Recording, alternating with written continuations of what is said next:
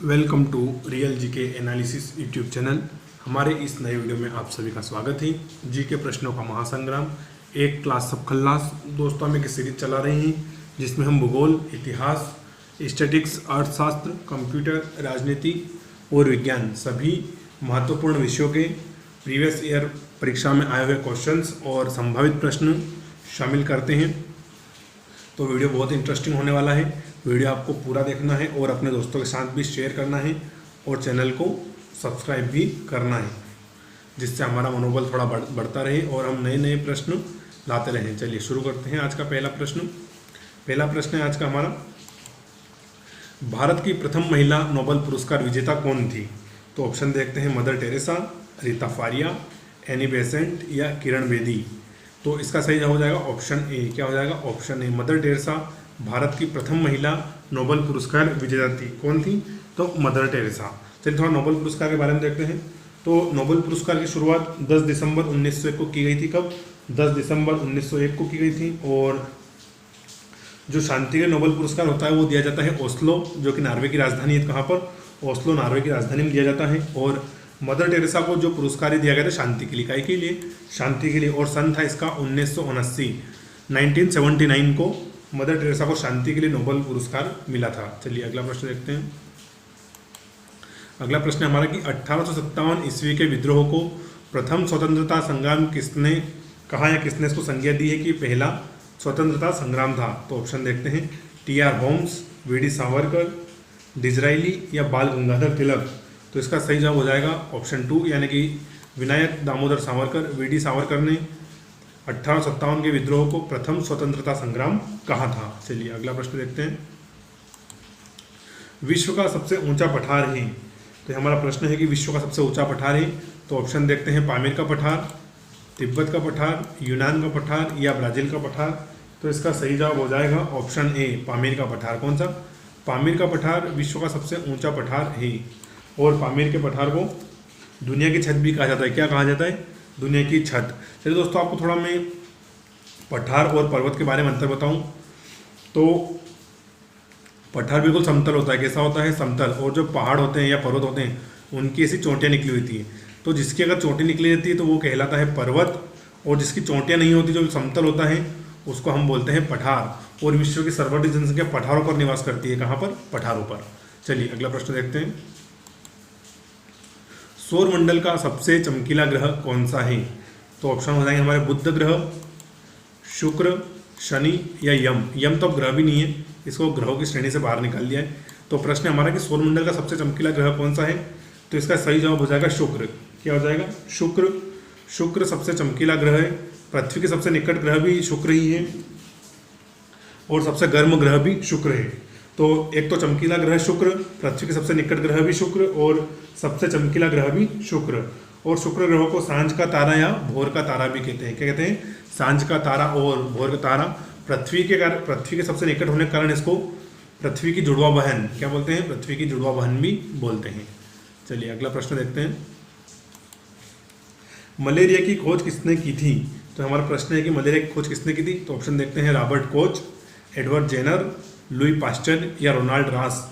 तो इसका सही जवाब हो जाएगा रोनाल्ड रास। रोनाल्ड रास नामक वैज्ञानिक ने मलेरिया की खोज की थी। और मलेरिया फैलता कहीं से? तो ये फैलता हमें मादा एनाफ्लीज मच्छर से। कहीं से? मादा एनाफ्लीज मच्छर से। जो मादा एनाफ्लीज मच्छर है वो तो इसका रोग वाहक है। क्या है? रोग वाहक, यानी तो रोग को एक स्थान से दूसरे स्थान पर ले जाता है। लेकिन इसका रोग वाहक है। रोग कारक कौन सा हो जाएगा? इसका रोग कारक है प्लाज्मोडियम। क्या? प्लाज्मोडियम पहले मादा एनाफ्लीज मच्छर में जाता है, फिर एनाफ्लीज मच्छर मनुष्य तक लाती है। तो इसका रोग कारक हो जाएगा प्लाज्मोडियम। मादा एनाफ्लीज मच्छर इसकी हो जाएगी रोग वाहक।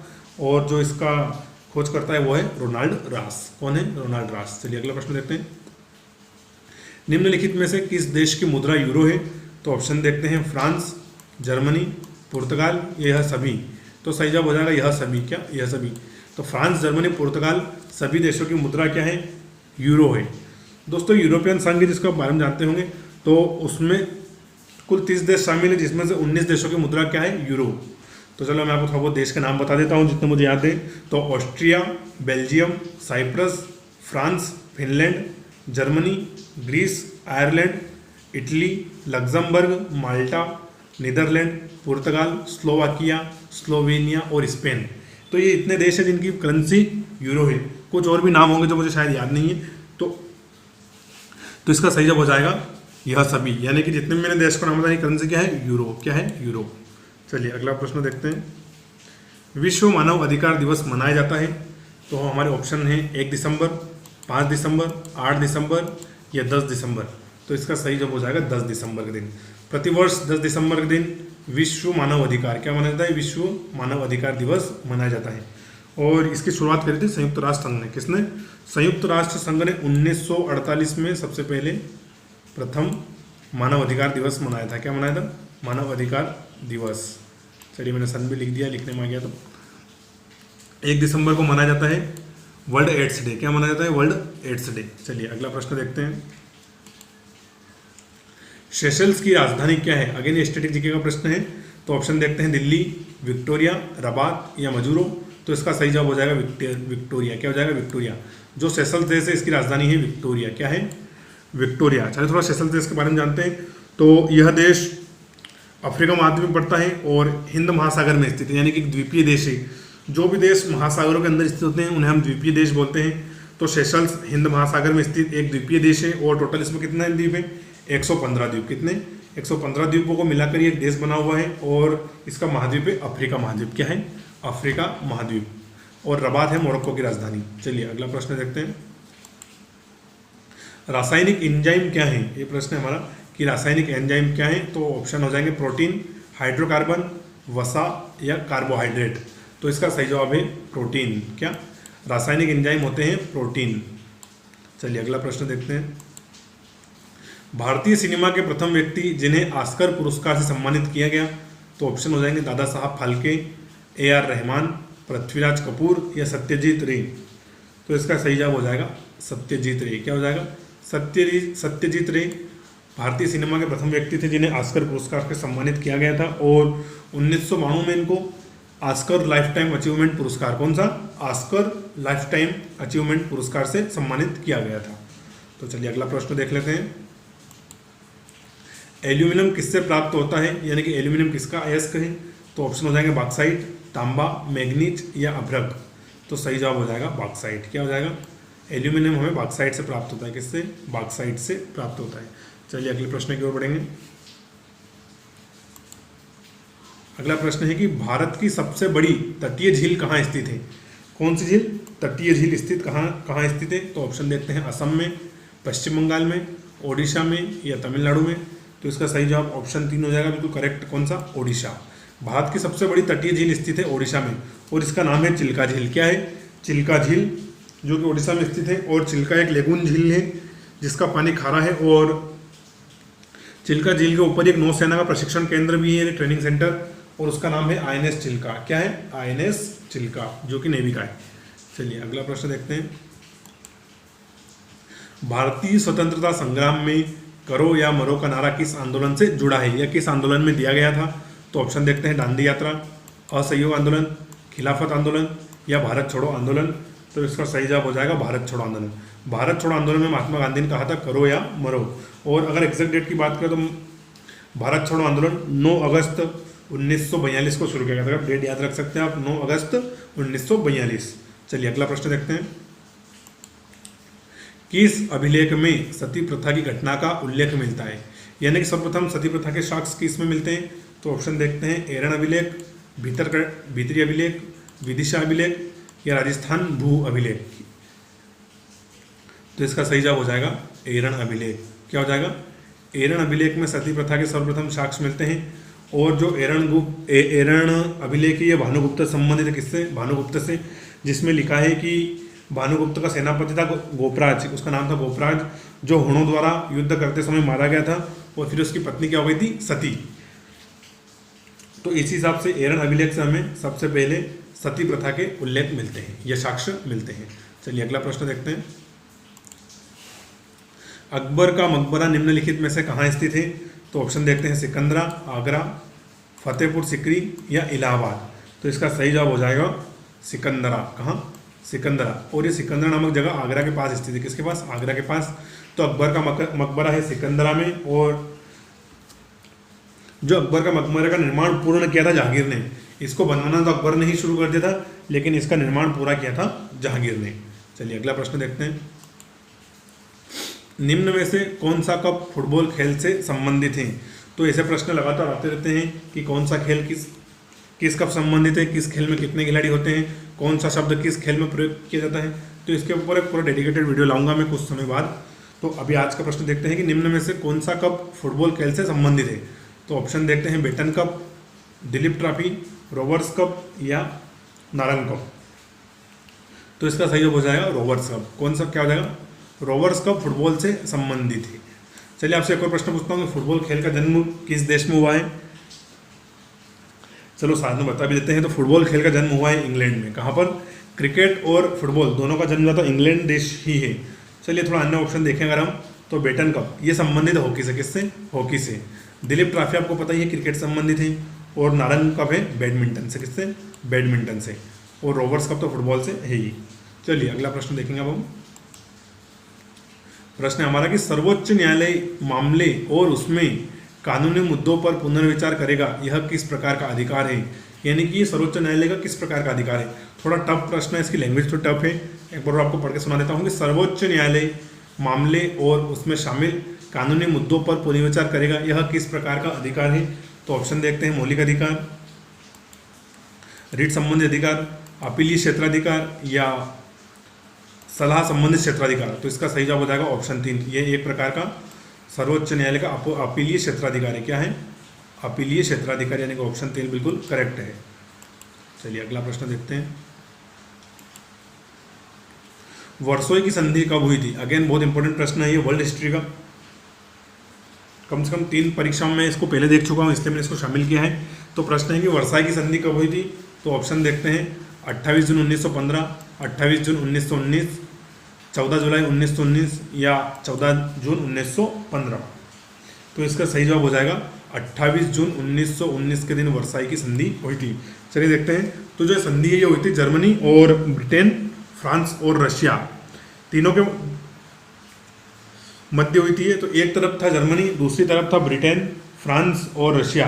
तो इन दोनों के बीच में हुई थी, और यह संधि जर्मनी को बहुत भारी पड़ी थी, क्योंकि जर्मनी को बहुत सारा अपना जगह भी इन देशों को देनी पड़ी, साथ ही धन भी देना पड़ा। और इसके अलावा जर्मनी को इन्होंने 2 हिस्सों में बांट दिया। उसी का बदला लेने के लिए जर्मनी ने फिर 20 साल बाद पुनः हिटलर के शासनकाल में वर्ल्ड वॉर 2 की शुरुआत कर दी थी।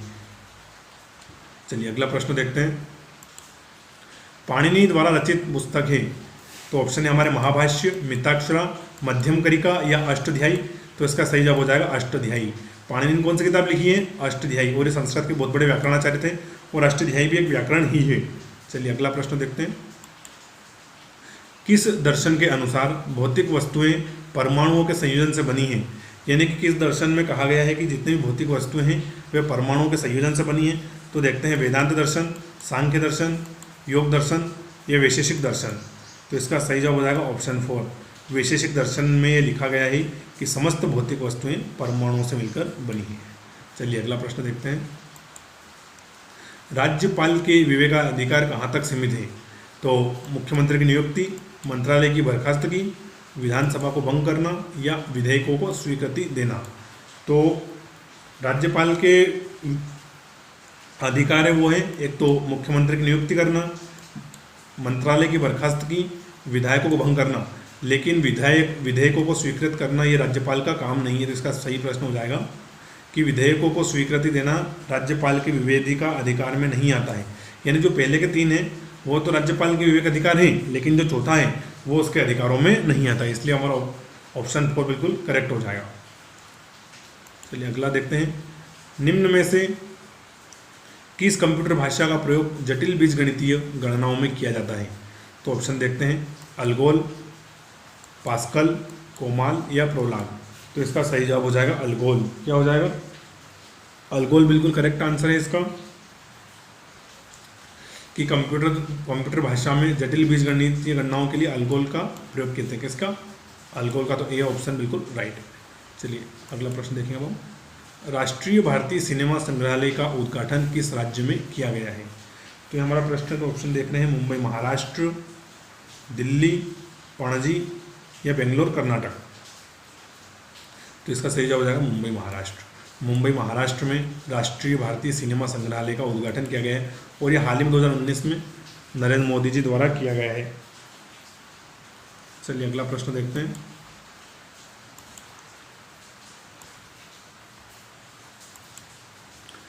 नाटो समूह का नवीनतम सदस्य देश कौन सा बना है? तो ऑप्शन हो जाएंगे हमारे मैसेडोनिया, यूगोस्लाविया, कतर या भूटान। तो इसका सही जवाब हो जाएगा मैसेडोनिया। कौन सा? मैसेडोनिया नाटो समूह का नवीनतम देश बना है। और जो भी हाल में आप रशिया और यूक्रेन वार देख रहे हो ना, उसके पीछे भी नाटो ही है। कौन है? नाटो। यूक्रेन चाहता है कि नाटो की सदस्यता मिल जाए, लेकिन रशिया चाहता है कि यूक्रेन नाटो का सदस्य ना बने। तो मूल विवाद की जड़ कौन है? वो है नाटो। चलिए हम नाटो के बारे में जानते हैं। तो नाटो का फुल फॉर्म हो जाएगा नॉर्थ अटलांटिक ट्रीटी ऑर्गेनाइजेशन। क्या हो जाएगा? North Atlantic Treaty Organisation. और नाटो की स्थापना करी गई थी 4 अप्रैल 1949 को और उसका मुख्यालय कहाँ है? ब्रसेल्स, जो कि किसकी राजधानी? बेल्जियम की। तो नाटो का नवीनतम सदस्य कौन है? तो वो बना है मैसेडोनिया। और रशिया और यूक्रेन के मध्य जो लड़ाई का मेन कारण है वो भी नाटो ही है। तो इसलिए इंपॉर्टेंट हो जाता है, इसलिए मैंने प्रश्न शामिल किया है, क्योंकि नाटो के बारे में कुछ भी परीक्षा में पूछा जा सकता है। एक बार और रिपीट कर दूं तो NATO North Atlantic Treaty Organisation, और इसकी स्थापना करी गई थी 4 अप्रैल 1949 को और इसका मुख्यालय है ब्रसेल्स, बेल्जियम में। और इसको लीड कौन करता है? तो इसको लीड करता है यूएसए, अमेरिका। चलिए अगला प्रश्न देखते हैं। भारतीय वायुसेना की पहली महिला फ्लाइट इंजीनियर बनने का गौरव किसे प्राप्त हुआ है? यानी कि भारतीय वायुसेना की पहली महिला फ्लाइट इंजीनियर कौन है? तो ऑप्शन देखेंगे हम तो हिना संधू, हिना जायसवाल, पूजा सिंह या पायल राठी। तो इसका सही जवाब हो जाएगा हिना जायसवाल। कौन? हिना जायसवाल भारतीय वायुसेना की पहली महिला फ्लाइट इंजीनियर बनी है। चलिए अगला प्रश्न देखते हैं।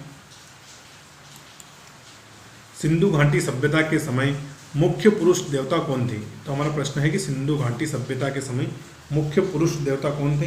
तो ऑप्शन देखते हैं महादेव, पशुपति महादेव, विष्णु, वरुण या कृष्ण। तो इसका सही जवाब हो जाएगा पशुपति महादेव, यानी कि ऑप्शन ए बिल्कुल करेक्ट है। ये सिंधु घाटी के मुख्य देवता थे। अच्छा, इनके बारे में पता कहाँ से चला है? तो सिंधु घाटी सभ्यता से एक मुहर प्राप्त हुई है जिसमें एक त्रिमुखी पुरुष एक चौकिया आसन पर पद्मासन की स्थिति में बैठा है। किस स्थिति में? पद्मासन की स्थिति में। तो उससे इतिहासकार अनुमान लगाया कि पशुपति महादेव है, जो कि सिंधु घाटी सभ्यता के प्रमुख देवता थे, क्योंकि ये मुहर पर शामिल है। किस पर? मुहर पर। चलिए अगला प्रश्न है हमारा, इंद्रधनुष की रचना किससे होती है या किस प्रकार होती है? तो ऑप्शन देखते हैं, जल की बूंदों द्वारा सूर्य के प्रकाश के अवशोषण से, जल की बूंदों में से सूर्य के प्रकाश के विसरण से, जल की बूंदों के आयनन से, या जल की बूंदों द्वारा सूर्य के प्रकाश के अपवर्तन और परावर्तन से। तो इसका बिल्कुल करेक्ट आंसर हो जाएगा जल की बूंदों द्वारा सूर्य के प्रकाश के अपवर्तन और परावर्तन। इन दोनों से मिलकर क्या बनता है? तो बनता है हमारा इंद्रधनुष। बच्चे बूढ़े सभी को इंद्रधनुष पसंद होता है। तो इसका बिल्कुल करेक्ट क्या आंसर हो जाएगा? ऑप्शन 4 कि इंद्रधनुष की रचना जल की बूंदों द्वारा सूर्य के प्रकाश के अपवर्तन और परावर्तन से होती है। और इंद्रधनुष भी 2 प्रकार के होते हैं। तो एक होता है प्राथमिक इंद्रधनुष और दूसरा होता है द्वितीयक इंद्रधनुष। चलिए अगला प्रश्न देखते हैं।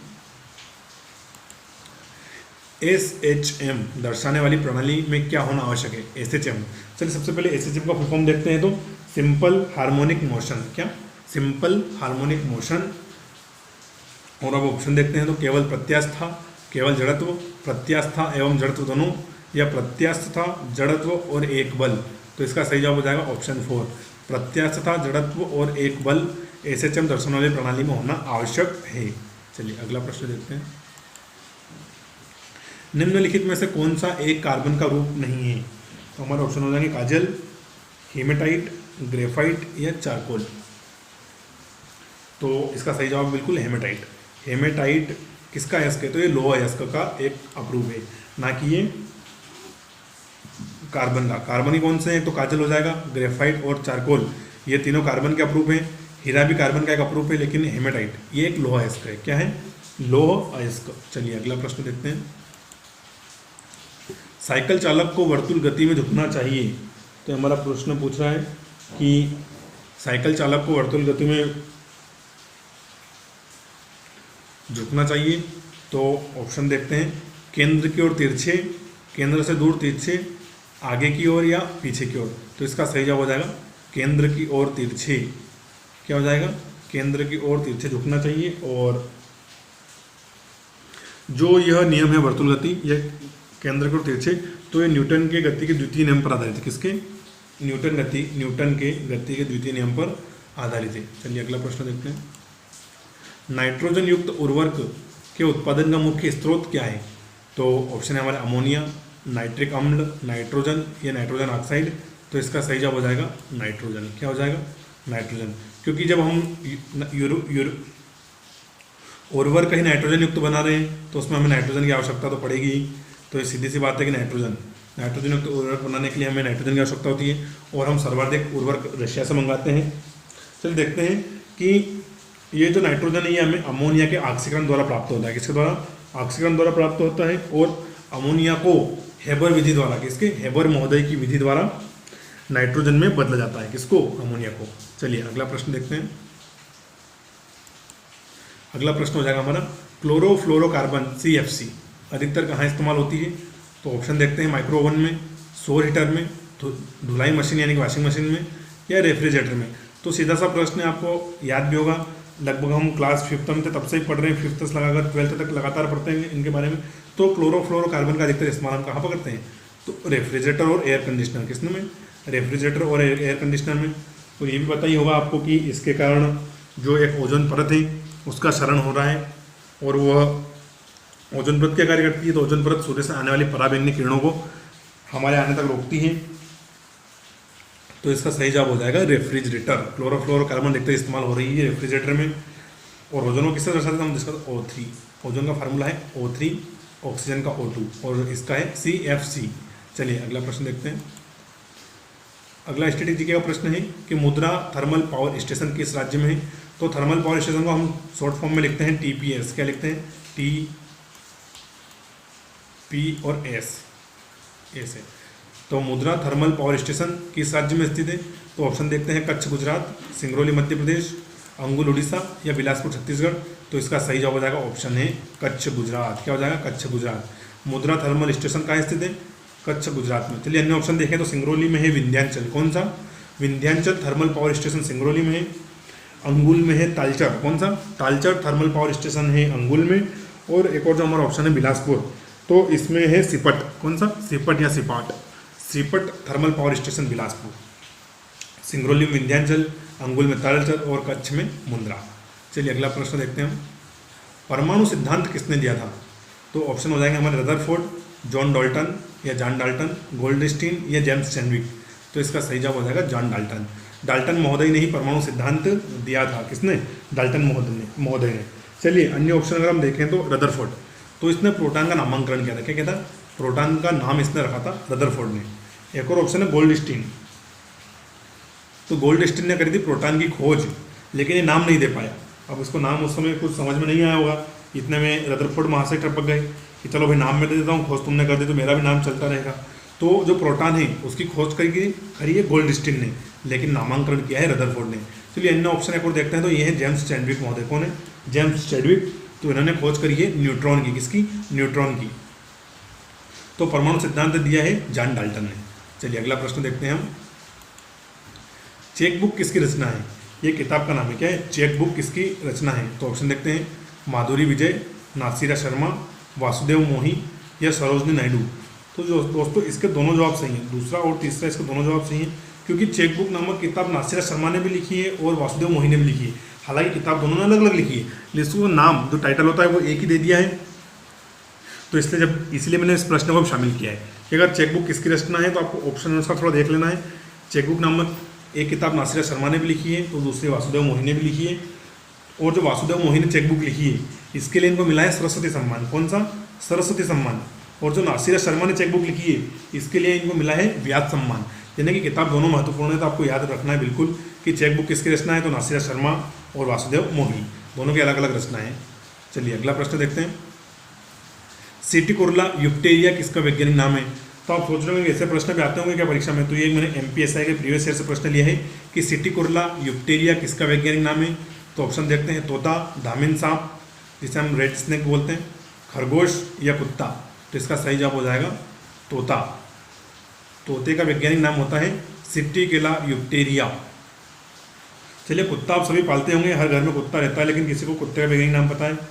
तो बहुत कम लोगों को पता हुआ, इसलिए मैं बता देता हूँ। कुत्ते का वैज्ञानिक नाम केनिस ल्यूपर्स फैमिलियर्स। क्या होता है? केनिस ल्यूपर्स फैमिलियर्स। और सिट्टिकुला यूटेरिया होता है तोते का। और अब मनुष्य का होता है होमोसेपियंस। क्या होता है? होमोसेपियंस। चलिए आज का अंतिम प्रश्न जो कि होमवर्क टाइप प्रश्न है, इसका जवाब को कमेंट करके बताना है। हड़प्पा सभ्यता का एकमात्र बंदरगाह वाला शहर, तो जो भी हो ABCD आप कमेंट करके बता देना। इसका सही जवाब हम कमेंट में जो भी देगा उस पर हार्ट दे देंगे, तो ऑटोमेटिक समझ जाना। हालांकि कोई भी कमेंट करने वाला नहीं है, मुझे अच्छे से पता है, लेकिन फिर भी बोल रहा हूँ। वीडियो आपको कैसा लगा कमेंट करके ज़रूर बता दें, और चैनल पर नए हो तो सब्सक्राइब कर दें और अपने अन्य दोस्तों के साथ शेयर कर दें। धन्यवाद। जय हिंद। वंदे मातरम।